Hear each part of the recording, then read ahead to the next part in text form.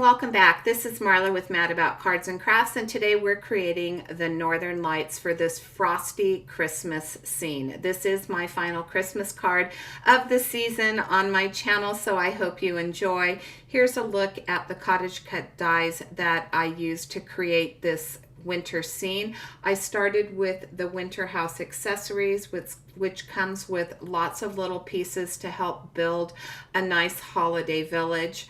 I have the winter houses too. There are 3 different houses in this set and little pieces, accessories to help adorn your house.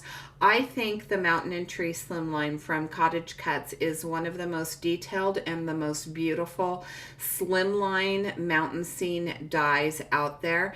I have crystal stickles, rock candy distress glaze. I have several distress oxide inks, and then of course I did have the cracked pistachio distress embossing glaze as well. I'm starting with 3 of the distress oxide ink colors in cracked pistachio, which is going to be the green horizon, and I also have picked raspberry and some wilted violet.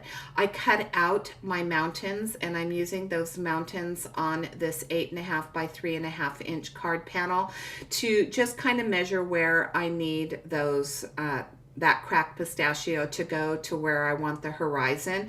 Of course, the Northern Lights, the green is going to be the prominent color towards the bottom.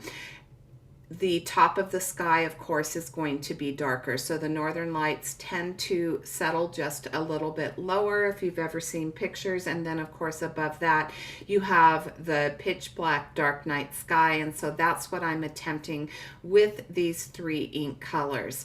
I do need to cut down the bottom of my mountain top, so it's a little bit taller and a little bit wider. I wanted to make sure that I had a really nice straight edge, and I didn't want to miscut the ends of that slimline die. So you'll notice that it is just slightly larger, and of course it makes it easy for me to cut it down and get it to the perfect size. Once I finish blending those 3 colors, I'm going to bring in a little bit of chipped sapphire, because as I mentioned, we do need to create a little bit of mood with the darkness at the top. I'm going to go over that once I blend out some of these other colors with some black soot.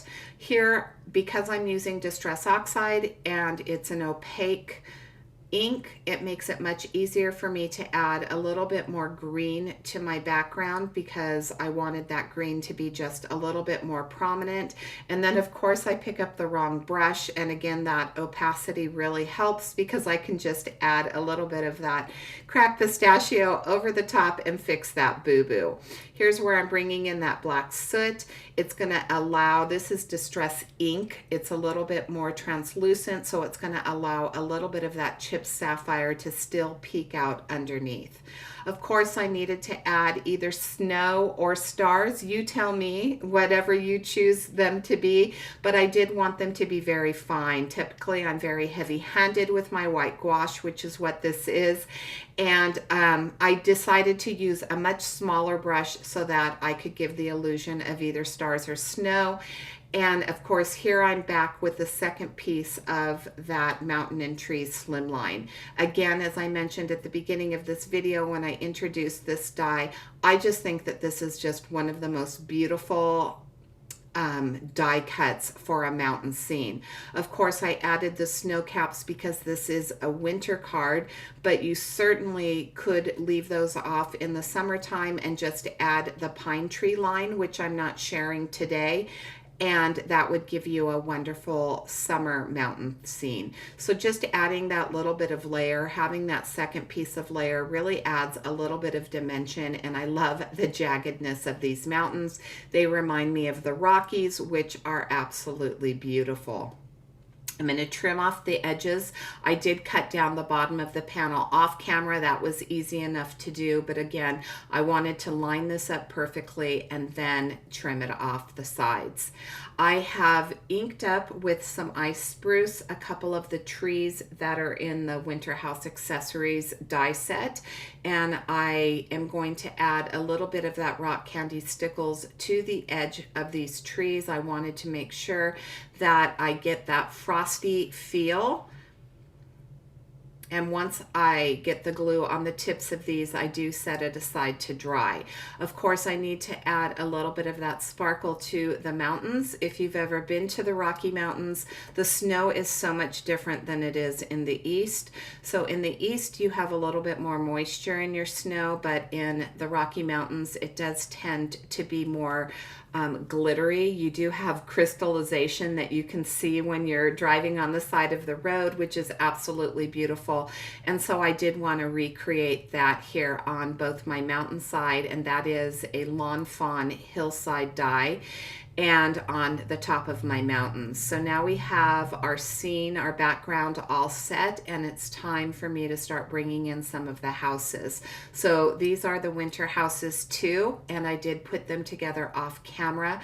You'll notice that I have the bear in the window of that 2-story home, and I've added a wreath to the top of that. Those are all pieces that are part of, well, I should say the wreath is part of the winter houses too, and the bear came from the Winter House Accessories. I've added the snow tops to the roof lines. The snowman comes from Winter House Accessories, as does this adorable dog. You'll notice that I did color my houses using the same colors that I created the Northern Lights with. So I have cracked pistachio on the left, wilted violet in the center, and of course I have the picked raspberry on the right. And then I used coordinating colors to fill in the trim on the houses. Everything is in threes right now, so I have 3 houses. I'm also adding 3 different trees. You'll notice the perspective here. So I have the smaller house right here that's sitting back a little bit. I used a smaller tree for that because that tree is going to be in the distance a little bit more, so the tree would appear a little smaller. On the left side right here, I'm just going to put some glue on the middle of the tree because I want that tree to appear to be in front of my 2-story house. So I'm going to add the glue to the back, and then I'm going to add the house underneath those limbs. That will give the appearance of that tree being in front of the house. And then of course on the right side you can see that I did tuck my tree in behind the house, so that tree is more in the backyard of the house than it is the front.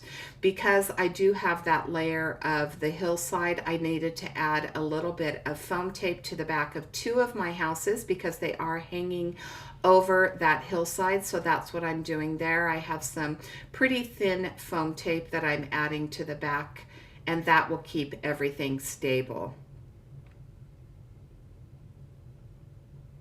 I need to glue my tree down first because again, as I mentioned, that is going to be in the back.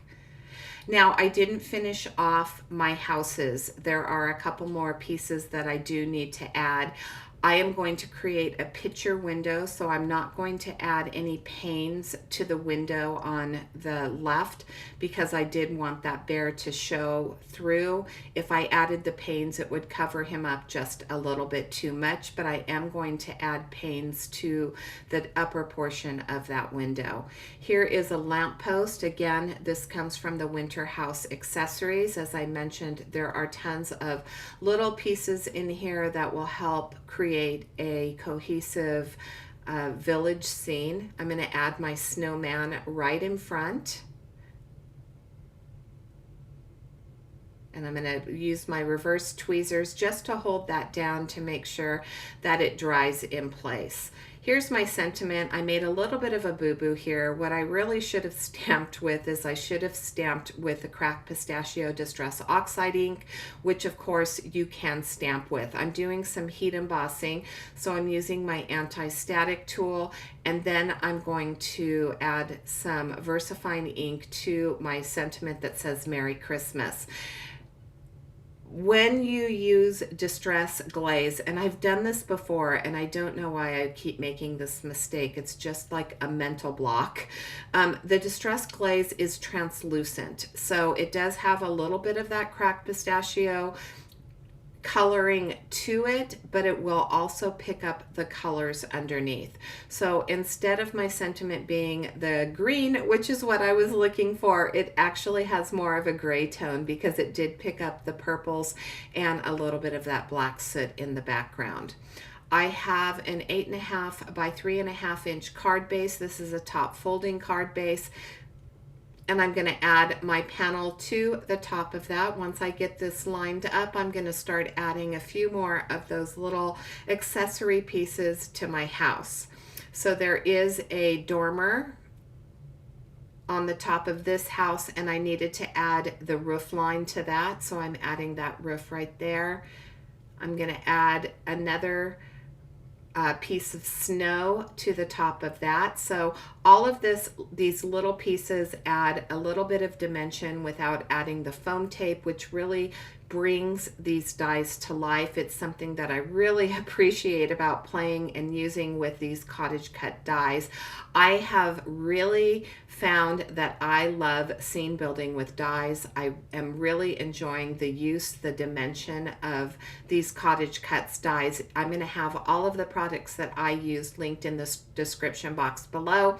They are not affiliate links, so this is not a promotion for, you know, me to get any money for this. It's just, I love these dies and I really love sharing them with you. I added some stickles, I added some wells, snow wells to the bottom of the trees, and I added a little bit of snow to the tops of the houses. That's my card for today. I want to wish you all a very Merry Christmas, and until next time, I hope that you have a fabulous day. Thanks so much for joining me today.